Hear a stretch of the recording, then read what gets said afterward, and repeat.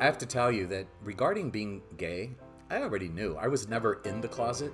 I always knew from watching TV. It's like, oh my God, Dr. Kildare. You know, the news reporters like, oh, they're so handsome. I remember, I think I was 3 or 4, but I drew this little drawing of the actress Dorothy Provine. I remember my mom and dad saying, oh my God, that's such a good drawing. And they go, oh, so that's your girlfriend. It's like, no, she's not my girlfriend. I just liked her dress.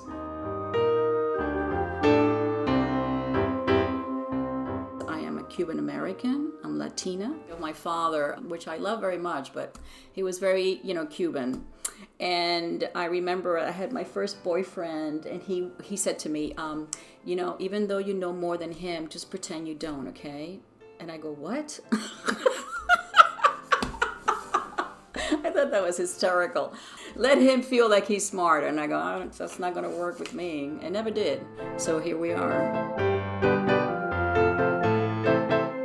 When I moved to Los Angeles and started Cal State LA, previously in Bakersfield, I was involved with the United Farm Workers on campus. So I continued doing that in Los Angeles. So some days I'd be sitting at the United Farm Workers table, and then some days I'd be sitting at the Gay Student Union table. And when the United Farm Worker kids would see me, they were like, what are you doing? You can't be at both tables. By this time it was already 1975. Stonewall happened in 1969. So liberation happened. It was there, it was open, it was done. Now, if people were still denying it, I guess, let them. But no, it happened. The revolution was won. And so I got to sit at both tables openly without fear.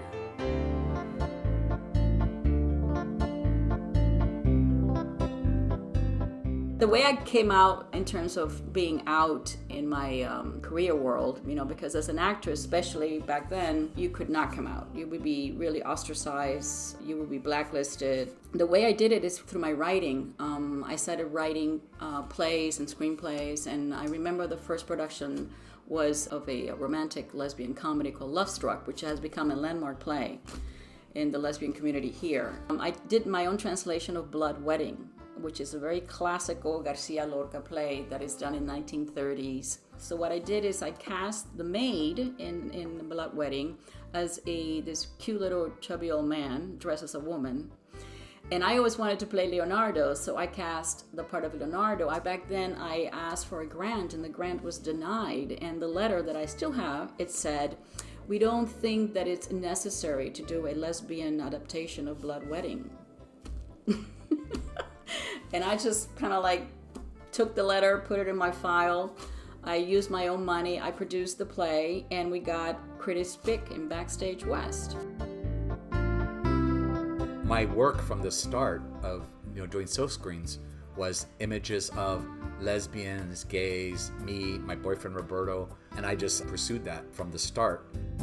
My art was marginalized within the Chicano community as being too gay or queer, and that it wouldn't sell. That was something that I also, had to contend with and deal with. There were times in my paintings where I would exhibit in gay spaces, like a Different Light bookstore in Silver Lake. I was glad. That's where I would meet other Latinos and Latinas who were proud and gay or lesbian as well. And that was how I developed a network of, artistic circles of, what we would call queer Latinx today. One of the strategies for my making art is that I'm going to make it personal and confessional, warts and all. And sometimes my work would be graphic, not necessarily showing the sex act, but nudity and nakedness, but from a personal standpoint. And I used to get sometimes criticism that, gee, you're so self-absorbed. You're always painting yourself. Are you conceited or what?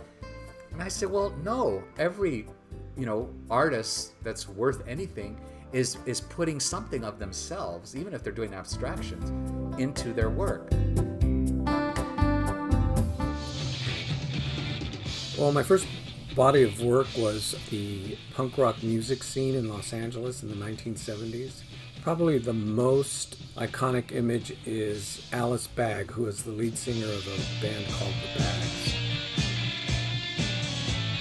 Here in Los Angeles, I think that the punk rock scene reflected the city itself. which is extremely diverse. Everybody was there, both in the bands and in the audience.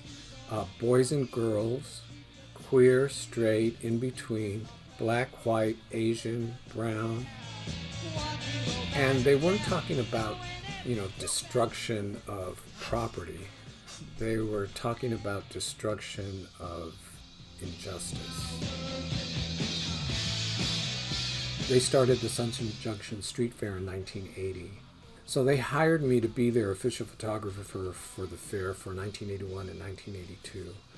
Because of that, I was able to document the queer community working with the gang-involved youth in those communities side by side to celebrate everyone in the community.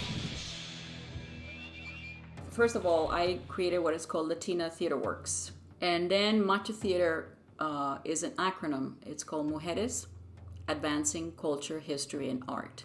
I was able to acquire a space, which I took over in 2007 in West Hollywood. And I remodeled it. I basically saved the theater because it was going to be demolished, turned into a parking lot, condos, who knows. And I've considered myself very blessed and lucky until, of course, in 2017, it was sold. And it was very emotionally, painful because I had been there for 11 years. But what I realized, and I told this to the landlord, I said, you know what, you can keep this building. The theater is in my heart. And I was nomadic before, and I can be nomadic again. But I did and have always thought that there's something about every gay person that is just a little bit different, and I say different in a good way.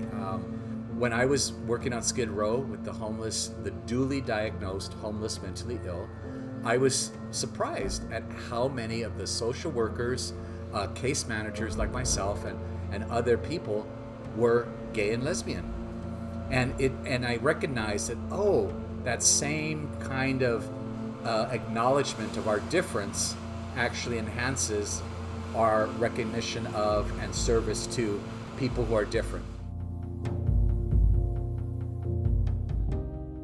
You have to tell the stories and you have to write them, and they're authentic because they're true to you. They come somewhere inside you, they come from you.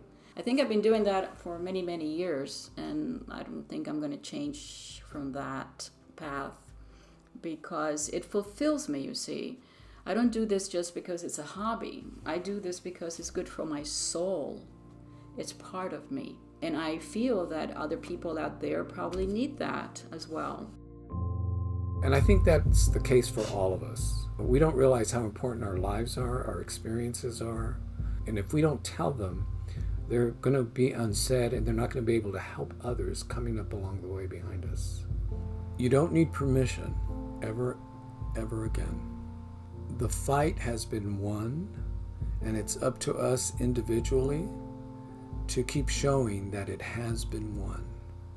To quote the phrase that came out during the AIDS epidemic in the 80s, silence equals death. So shout as loud as you can every single time.